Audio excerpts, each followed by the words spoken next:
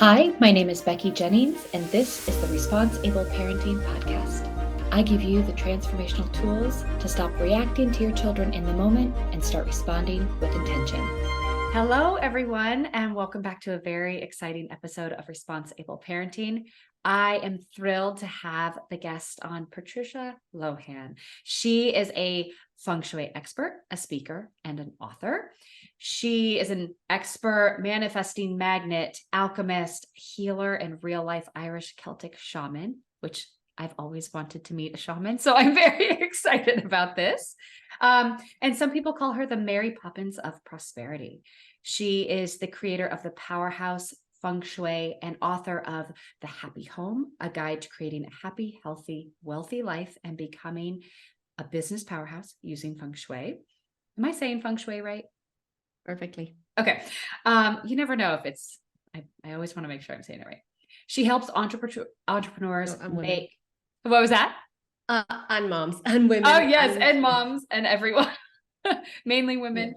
Yeah. She helps entrepreneurs make their home and business magnets to money, luck, and blessings.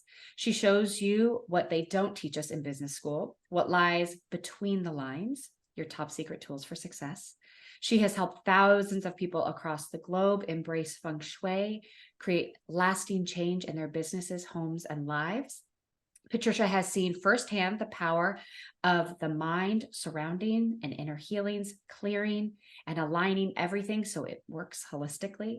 She loves entrepreneurship with 15 years of experience running and growing 3 successful startups of her own.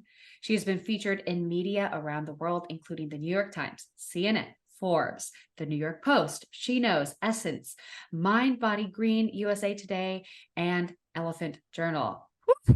Welcome, Patricia. I'm so excited to talk to you about Feng Shui and parenting. It seems like kind of like a leap, like how do they correlate? But the more we talked, I was like, these go hand in hand like crazy. So welcome. Yeah. Thank you so much. I'm delighted to be here. I'm really excited. Tell me a little bit about you. Tell the audience like maybe about your background in Feng Shui, how you came to Feng Shui, and yeah, all of that good stuff. Yeah, sure. So you'll hear my accent is actually Irish. I'm currently sitting in Greece. I live in Greece for the summers. I'll be heading back to Ireland in a couple of weeks' time. And I've been practicing and interested in Feng Shui since I was about 15. This all started quite by personal experience. My family we had bought a house in like the best new area. It was a beautiful home. It was very old and it got completely renovated. And we moved in. It's very exciting. After a couple of months, and literally within weeks of us moving in, things just started to go very wrong in very strange ways. So from a financial perspective, it was very good. My parents' business was going great. That's why they could afford this big move into this great, amazing home and the upgrades and everything. Like my friends from school would come home and see my new house and be like, wow, you live here? I'm like, I know.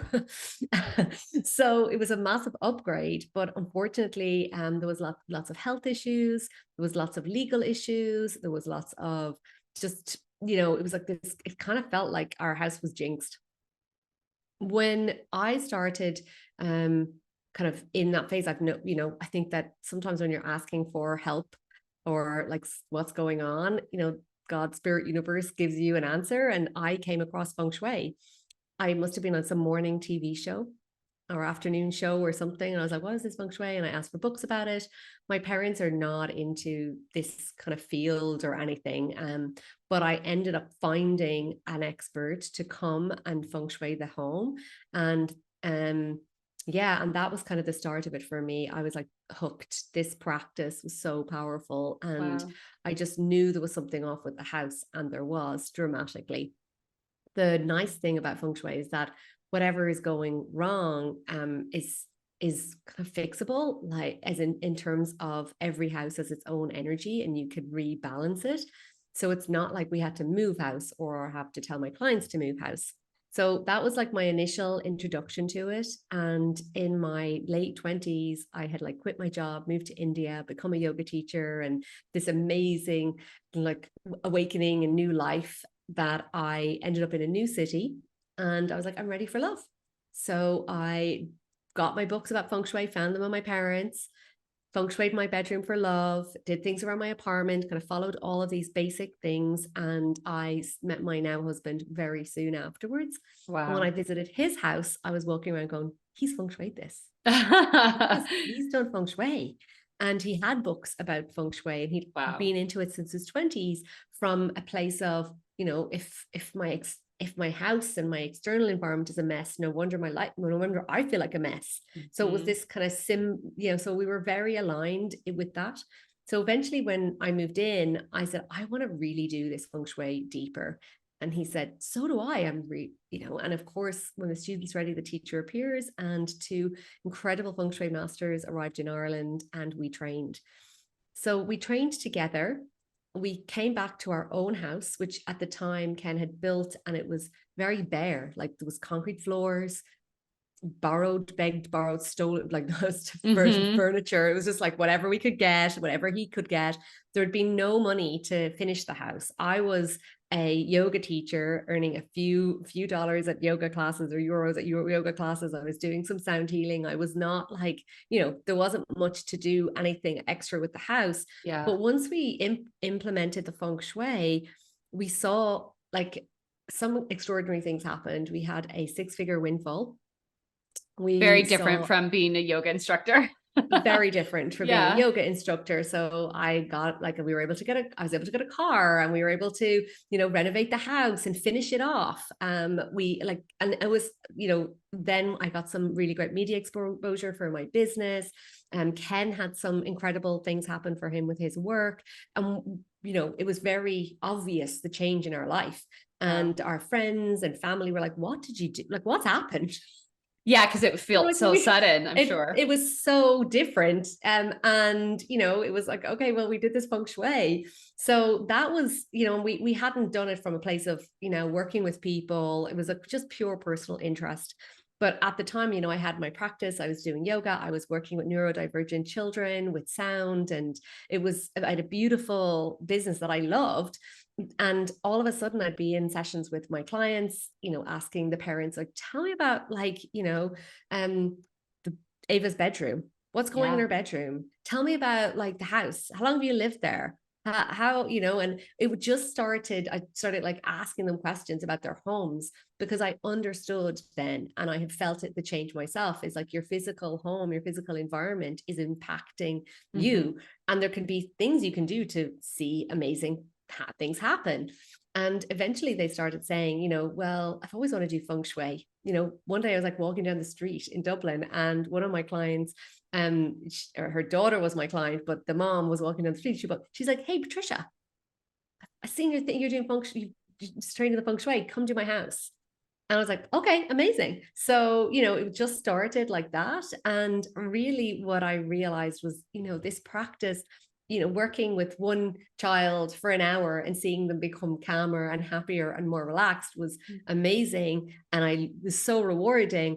But what if I could change the energy of the entire house for the long term for everybody? And it impacted everybody. So that was really that whole kind of line. It starts at home. Like, let's do that. So it really led me down the path of working with people in their homes. And then we went 100% virtual when we moved to Bali in 2015. So it's just been amazing. And, I started reaching out to and connecting with moms and parenting people, because I was working a lot with female entrepreneurs and women, but what came in, like what ultimately was like, yes, the women got like amazing media exposure, their businesses grew, but we also saw their children getting on better. We saw them sleeping better. We saw them getting on better with their partner. We saw their husbands getting pay rises. And, so it's like, hang on a minute.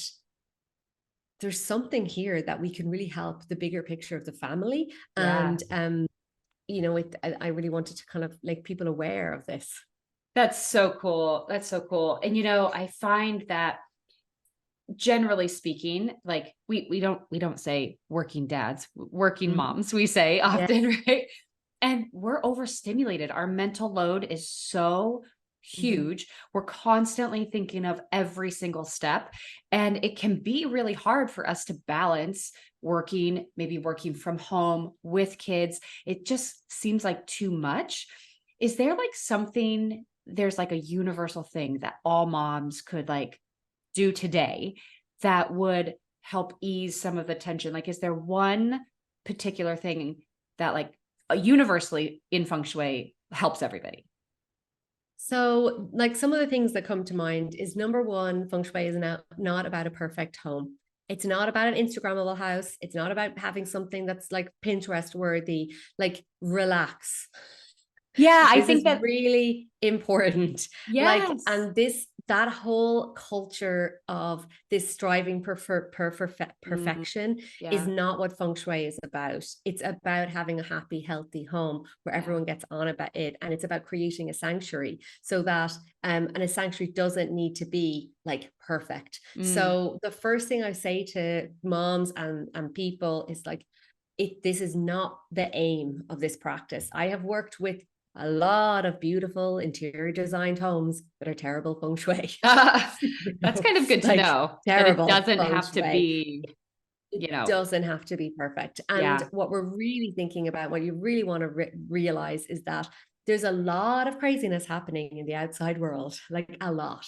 And there's only a few things that we have that we can look after and maintain and have a kind of within our span of control, which is one, our own mindset, our own energy, our own body, and our home. True. So we really need to start thinking about it like a sanctuary. And we know, and we've heard about like taking time out for ourselves as women, self-care, tending to yourself. Yep. And honestly, when you start building a connection with your home and tending to it from a place of, it's just not a place to have a shelter, and this can be literally a powerful space for me to really create harmony, love, and manifest a lot of amazing things for my entire family and support my family to flourish, it changes everything. That's so cool. Yeah. When I was going through your course, you mentioned something about the front door, about like, it's so simple to just enter in through the front door and like make sure your front doorstep is inviting and you feel happy to see the front door. I mean, it was like, you don't have to get all these new things and you don't have to have it like be perfectly curated and designed. It's just like, have a welcome mat that you like and go through the front door. And that changes like how you're entering the home with like from a place of gratitude, from a place of appreciation. And that shifts just the energy of how you're walking into your sacred space. For sure. And just even seeing it as a sacred space. You know, the other day I was talking to a client and we were talking and she was like, you know, she's been living in that house for 20 years and the same artwork has been on the walls for the last 20 years. But we reviewed one room and she had got this new piece in her bedroom and the energy was so different from it. Like it was like palpably contrasting of like, this is my past and here's where I want to go in my future. And that's cool. I love the analogy of like making your home like a vision board for your future, because it has an energy and everything in your home is either supporting you or not. So you may as well like use it to support you. But oftentimes in that energy of kind of busyness and you know, I see a lot of mums, I hear them kind of feeling a little overwhelmed in terms of like the laundry cupboard, the laundry, the playroom, kids' bedrooms, and you know, just this constant like dishes and cleaning and all of that. And for me, that is life. That's not bad Feng Shui. So it's really important to be like, oh, look at me. I'm in this stage where the playroom is messy because I have kids and they're playing. You know, yeah, it's like, because that's how such can a we reframe this? misconception. That's a misconception of saying like, I feel like Feng Shui is minimalist. Feng Shui has no clutter. Feng Shui, you know, it just, that there's a flow of the house that's like pristine. It doesn't have to be brand new, but it's like everything has its place. but it's nice to know that it's the energy of the room, not the stuff necessarily. For sure. Yeah, that's interesting. And it's important to just know that like things like the playroom where the toys are being played with and there's action, there's energy flowing, that's fine. The dishes are ultimately going to get in the dishwasher. Like it's going to happen. It's just life. So rather than like allowing that to be a burden, just be like, look at this is life. I know I'm going to get to it. I know I'm going to get to that. I know I'm going to, I'm way more concerned with the areas where the energy isn't moving. So for example, what I have seen and what I've come across in many family homes is there's a lot of storage containers, like a lot of storage, because it's like, oh, I'm striving for this perfect house. So I'm just going to get loads of storage containers and put all the stuff into those containers. The thing is, nobody opens them then. The stuff gets put into them and it gets left there. And that is where the stagnancy is. So for me, Feng Shui is like acupuncture for your home. It comes from that philosophy of 5-element traditional Chinese medicine and 5-element theory. And if you think about it as acupuncture for your home, and the acupuncturist is really trying to get the chi moving in every part of your body. And if one of the organs is stagnant, it's going to create disharmony and sickness and illness. It's the same goes for your house. So if there's some area of your home where you've got all these lovely storage containers and it all looks kind of neat-ish, but it's jammed to the gills and there's no space to breathe, and the stuff hasn't been touched for 6 months, 8 months, a year, 3 years. I had a client the other day. She has every single baby item from her 5-year-old in their attic. Every single thing. And she's like, it feels overwhelming. I know I need to let it go. I was hoping for another baby. My husband doesn't want one. What should I do? And I'm like, first of all, it's in your attic, so it feels like a burden. Second of all, on your shoulders. It's like on your shoulders. Second of all, and it was so great because our community has loads of other moms, and one was like saying, well, I had a baby 7 years later, and like I never used anything from the first one, and another one was like, I actually got it feels good to give it to another, like it's up in your attic, it's not being used. There's some mom, some young mom somewhere that wants that stuff that's actually perfect and is being looked after, that needs it now. You don't need it now, and you'll be able to get it. So it's like this idea of like, why are you holding on to it and letting it go? And I literally could see and feel like a lightness as she started to really kind of go, oh, okay, it's okay for me to let this go. And that's where there's a real massive opportunity in your home to feel a shift. Yeah, absolutely. Let's talk a little bit about the energy centers I know you divide it up into specific sections, like you can grid basically the house and you can feel where certain energies are. Say you have a wonky house that isn't a square, and maybe you're a work from home parent. Hi, it's me. And you're working in different spaces throughout the day. Is there one place that has like more of an aligned center to be working? Because I know a lot of people started working at home from the pandemic and stayed working at home, and it shifted everything in the house. Like now there's not as much of a transition from driving home to like being able to decompress and then go and, see your family. It's just like, you're just moving rooms now, not sitting in a car. And so I'm wondering if in that grid that you've mapped out in your course, is there a specific energy center that parents or working parents should be focused on to feel more aligned, feel more abundant in the work that they're doing from home? Not necessarily a specific space. I think that what's most important is creating your own space. So when we have so basically every part of your home represents a different part of your life. And Becky's referring to my mini course. And in there, we look at each of the 9 areas.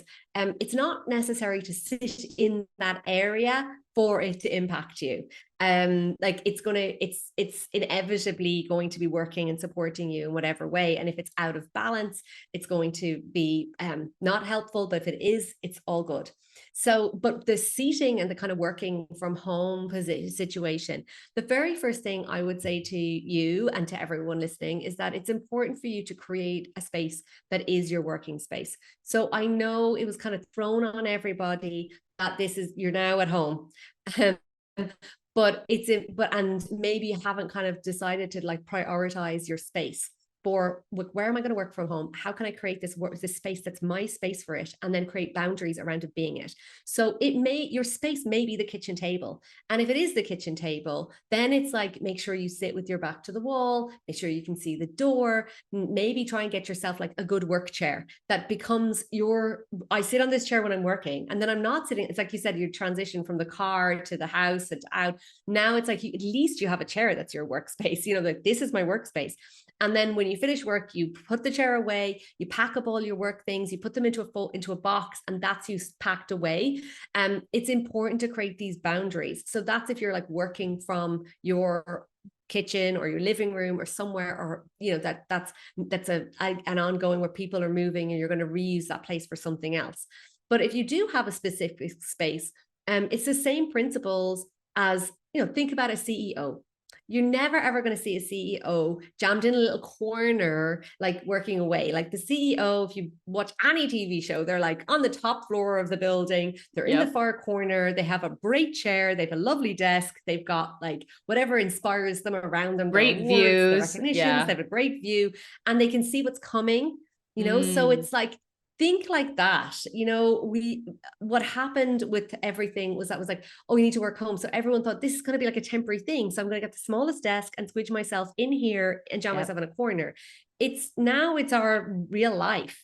Yeah. So it's like, how can we just make a space and create a space for it? I find it important, and I know it's important to have these defined spaces. So, for example, your bedroom, rest, romance, relaxation. Your workspace is your workspace. Your living room, is for harmony and for connection. So when you start to focus on having a space for it, then it really makes your role and your work more defined and more focused. And then the things that you have in that area are important. So if you do have a workspace in your house, and you're lucky enough to have like a desk or an office space, what's in it? Is it full of suitcases and children's toys and your husband's old books that he hasn't read in 20 years, and just like kind of like half a semi junk room? Because that's going to be depleting your energy from work and from focus and from, just productivity. And that's the whole dance, is like figuring out a spot. And, the spare room, I've said this so many times during the night, it's like, how often do you get guests? Like, how often do you get guests? Oh, I need the bed because someone comes at Christmas. Because someone comes at Christmas for a week. You're like, really amazing blow up mattresses. I have one that we use for camping, and I'm like, it is as comfortable as my good bed. Yeah. And then you get to, for your priority, use your space for your work. That's and so true. Great place. That's so true. I love that idea of just like, because I tend to be bopping around to different locations. We did have like this little nook in our bedroom that we converted. It was originally going to be where we put the crib and all of the stuff. But then COVID hit and the crib moved into the closet, and that little space became the office, and it served its purpose, but it is definitely like not a home office. It was so temporary, because we all thought it was going to be temporary. Yeah. So that's really cool to like think about, just like having even like a work bin that's like, this is my bin. I take it out, I focus and dedicate. And then when I'm done, it becomes like a shared space again. I really like that idea. I really like that idea. Let's pivot to kids. You talk a lot about, and you have some amazing testimonials about how kids shift when the energy shifts in the household. I always say that the mother is like the barometer of the house. And if her energy is off, the whole family is off. And it sounds like also when the house is off, the kids can be off as well. A lot of my parents talk about homework battles. And I'm curious if the same sort of like work from home work principles could trickle down into homework locations. Like 100%. Yeah. You want to talk about like maybe if there's a specific place that you're like, this feels the best, or like, how do you find the best place to do homework versus just the kitchen table again? I'm not adverse to the kitchen table being the homework place, but if it is possible for them to have like a homework space, if you have a playroom, then you make space for a desk. What I find is really disheartening for children's little workspaces is that they're usually on terrible little chairs that are uncomfortable. The desks are shoved up against the wall. Like, think of that CEO thing. They're just not. It's not creative as supported. So they're so staring if at a we're wall while they're doing homework.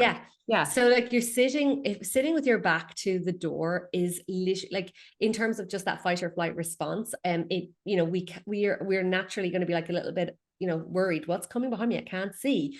And So also the interesting. energy is coming behind you and then landing on your desk, on your shoulders, creating overwhelm and stress. So if you can get them set up where they can sit with their back to the wall, they can see the door, they've got their little desk, maybe there's, and this depends on your space, it's like, we just like move with it. Again, if it's a kitchen table, do the same thing. Strong, nice, strong, firm chair. They've got their set up. This is where they're going to do everything, and it's good. They can see what's coming, and they're being supported. That's really good.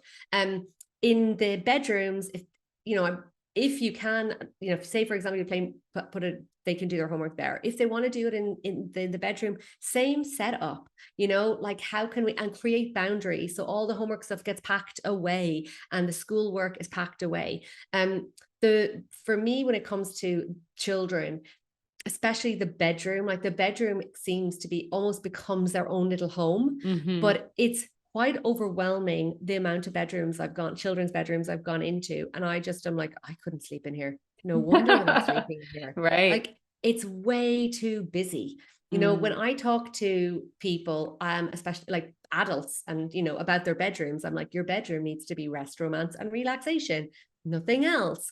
It needs to be zen. It needs to be a place that's like literally a sanctuary for you to reset your body. And then I go into children's bedrooms and I'm like, oh my God, they're so busy. There's so much stuff in them. There's so much stuff on the walls, on the duvets, under the beds, on top of them. They are literally being bombarded by energy. Wow. I'm like, and they're the complete opposite of a parent's bedroom, which is like really nice and calm and simple. And then children's are the total opposite. So it's about you kind of literally looking at fresh eyes at the children's bedrooms and being, okay, what would I like as to relax in here?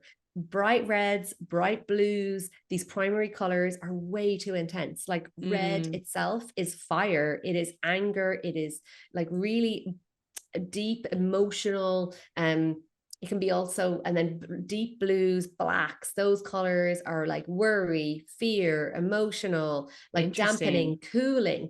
So you want to be thinking more neutral, and then pastels, perfect, like nice and neutral, nice and clean, nice and simple. And I suppose the thing is, it also depends on the age of your children and kind of negotiating with them. If they're like little kids, you can really just set the bar now.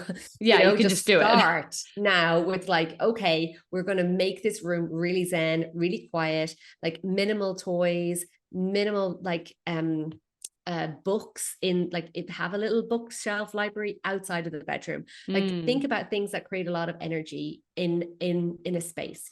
I've seen children with their like computer games and their everything in the space. You're like, oh man, they are just so much busyness. Like, but if they have to have that there, cover it at nighttime. So first of all, in children's bedrooms, I like to say, like, get a nice solid bed, a solid bed with a headboard. I'm not a fan of bunk beds or those tall beds with the stuff, all the desks and everything underneath. I know they're kind of space saving. And I know there's probably people listening. They're like, oh, we have 3 of them, and we think, oh, they're so good because the kid can be up here. But the children can often feel very ungrounded because they're like lifted up off the ground, like really high up. And then they're like actually quite close to the roof, so being quite compressed, like a kind of compressed energy, it's like not much space. Now you can play with these things. For example, like, it's not the end of the world. I'm not saying get rid of it, but if they're not sleeping really, really well in this place, maybe need to clear out stuff from underneath the bed, bring some stones into some stones from the garden or crystals into the 4 corners of bed, just for a bit of earthing energy. And then more in the long term, be like, okay, well, if a child is in one of those racing car beds, it's red, it's a race car, you know, how Fast peaceful energy, is it? how, yeah, Fast energy, exactly. like, you know, I never thought of that. it's like cute, you know, but and then it's like, okay, well, that's going to be there for you. Can you paint it? You know, can you Right. paint it a different color? Like, get the red out, anyways. So solid beds, nice positioning, ideally with the head to the wall, and you can see the door coming at you. That's like the ideal situation. Some bedrooms are not designed like that. It's not the end of the world. I have some resources that I can give on bedroom setup and as well. Then like what's on the walls. So I know some kids love having posters and things on the walls, but I would highly recommend something like a cork board. Like, here's your 2 cork boards. You can put whatever you want on them, but not Yeah. over, and don't have them positioned over the head or beside them when they're sleeping. Just like, you know, whatever you want over there, but it's not on your duvet, it's not on your walls, and you know, it protects your walls as well. Yeah. You know, so you're just like and this is where it's like a dance with the space, and you'll be able to know when you walk in, you're like, oh God, yeah, this definitely feels a little bit better. Take the excess out. I'm so intrigued by this because like you nailed it. You nailed our experience perfectly. Like my husband in my room, it's very minimal. We just have, it's a great space, but we don't have stuff. We don't have a TV in there. It's like literally our bed, our dressers, and that's kind of it, and some art. But the kids' room, we have just a 2-bedroom right now. We have to have bunk beds because there's not enough space, and they have, you know, a dresser and a changing table.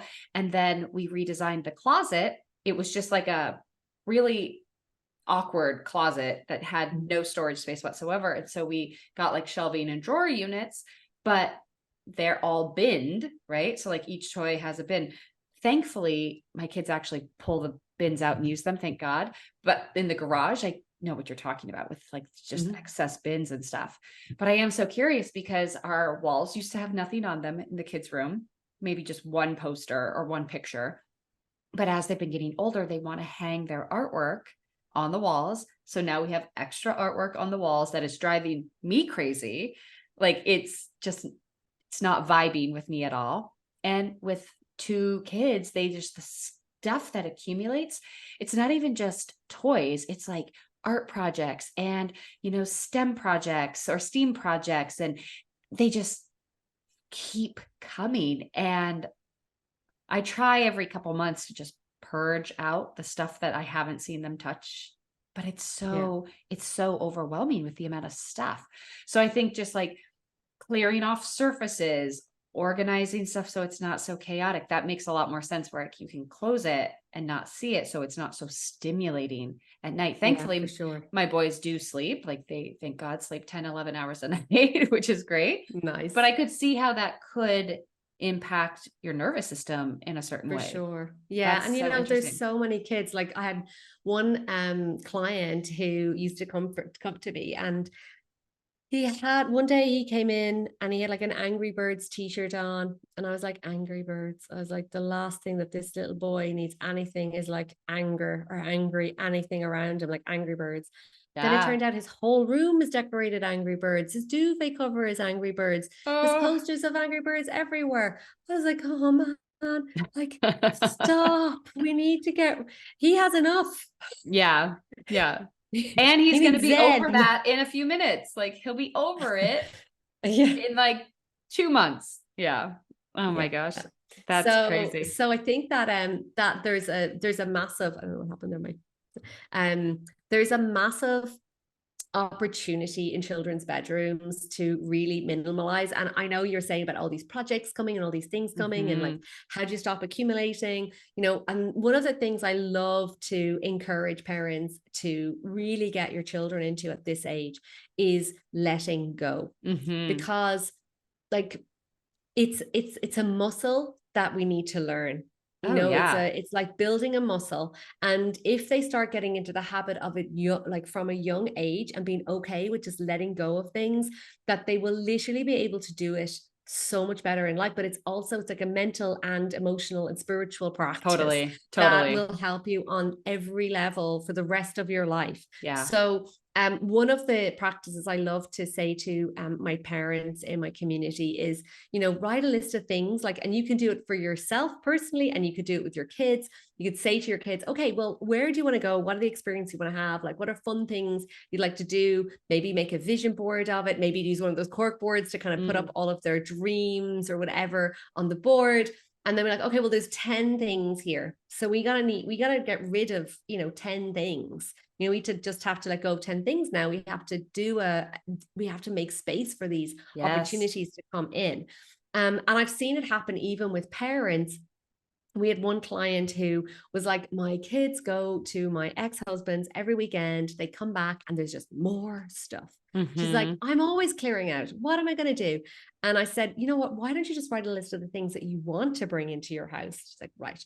I want money for the Christmas presents. I want a new washing machine. I need this, and it's your list of things.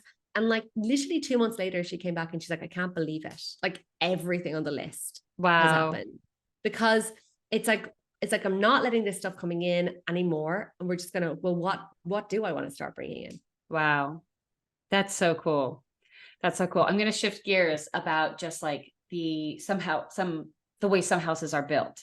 In your mini course, you mentioned that when the front door lines up with the back door, that might be like abundance is just kind of flowing through and not necessarily sticking in the house. Can you speak a little bit more to that? I'm literally looking at my front door and my back door at the exact same time. They're not exactly, but it's kind of at an angle. And if both doors are open, I mean, there's definitely a flow. Yeah. So I'm so curious about that. Yeah. So basically, in Feng Shui, there's kind of best practices when we're building a house. And, a lot of builders don't know these things and or architects, and they're just like designing the houses, and that's just it. So one of them is that when the front door is where the chi, money, energy comes into the house. And the idea is we want to hold it in the house. We want the abundance, the opportunities to come in and to move. We want that chi and energy to move into the bedrooms and move into the rest of the house. But if it's facing the back door, the chi can leave very easily. So is it the end of the world? No, it's not. But I would say to you in this instance that like how can you slow down the chi from leaving? So for example, in our house in Ireland, it was the same. Like it was exactly the same. The front door faces the back doors. And like it was quite interesting at that time because Ken never had the money to finish the house. When I moved in, I was like, we're keeping those curtains closed. Like we basically we didn't use that room anyways. Like it was just I said like the house was completely empty. Like that front room, that front lobby was completely empty. There was no furniture, it was concrete floors, but there was curtains. So I was like, we're keeping the curtains closed. So we used to keep the curtain closed. That was what we did as the first temporary measure. But as we started to move to use that room, I got a piece of furniture, like a little cabinet, and then I had pieces of art and what else? Flowers and things on it. So when you came in the front door, that's what you saw first. And then the energy got to move around. So it's like, how can you slow it down? Is the back door solid? If the back door is fully solid, it's not as important as if it's just glass and going straight out. So if it's this solid, is literally my house. So if it's glass, then I would put like decals on it or put a little curtain on the windows so that the energy isn't going out that back window. Interesting. Well, this is actually good to know because we're remodeling our house hopefully next year, and we're really changing. I mean, we're going to change the entire bottom. We're going to put on a whole second story. Like we're hoping to do quite a big change, a big shift. So this is cool information to know of like how to shift that up. And selfishly, do you have any tips that I should be following while we're designing what this looks like? So I'm just going to be really straightforward and I would definitely recommend like speaking to someone professional to actually look at that, because there's a lot. Like if you're going to put like a new ceiling on your house, it means you're going to change the entire energy of the house. So basically when your house is born or when your house is being built, it has a specific energy imprint on it. And but if you're taking the roof off and you're adding a whole new level, it's basically like changing the date of birth of the house. Whoa. So with that, it could be amazing. It could be not great. And I would be really, especially if you're going to be like doing this, it's like a massive opportunity to set things up in the best possible way, because there could be external things that are required to balance the house. Like, so you did the house type quiz. There's 4 different house types. It would literally change the entire house type of the house. So, you know, whether the house is already good for people, good for money or not, it could completely change it. So, you know, you'll be like it's like moving into a new house. And then, you know, so definitely things like front door facing the back door, and the bed situations, like how the beds are set up. There's places of like where the positioning of a bathroom, you know, it's like when we're working with a client, like 99% of the time, I'm working with clients who have got their existing house. And when they've got their existing house, I'm always of the, whatever you've got, we just work with what you've got. But if you have a pen and pencil and we're working on a house at that level, it's a massive opportunity, because then you're like, well, actually, that's not great there, but we can just move. What can we move it there? You know, and you asked about, is there better energy places to sit in your house or to be in your house?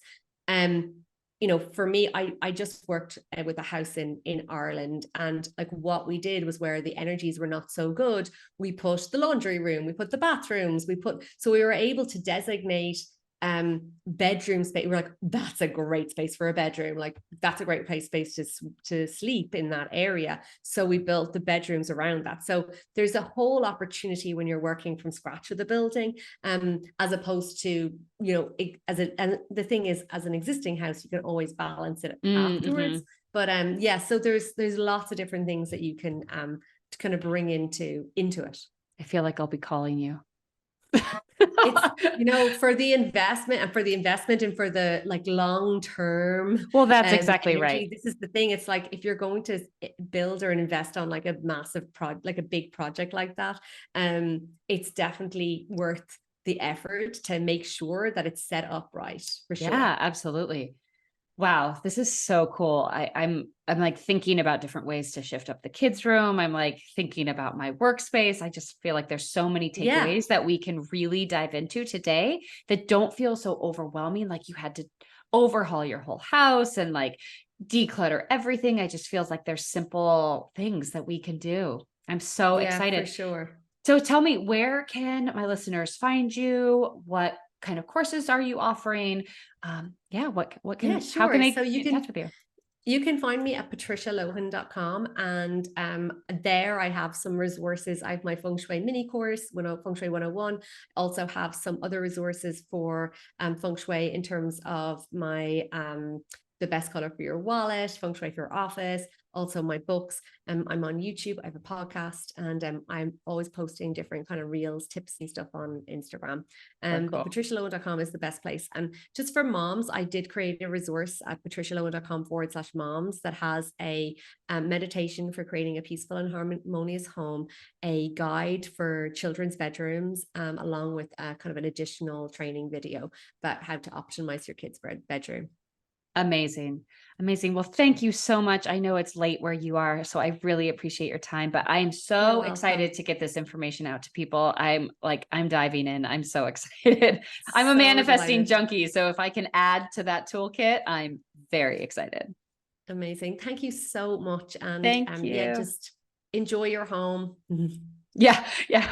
Hopefully we can create it to be both good for money, good for people. Yeah. All right. Well, thank you so much, Patricia.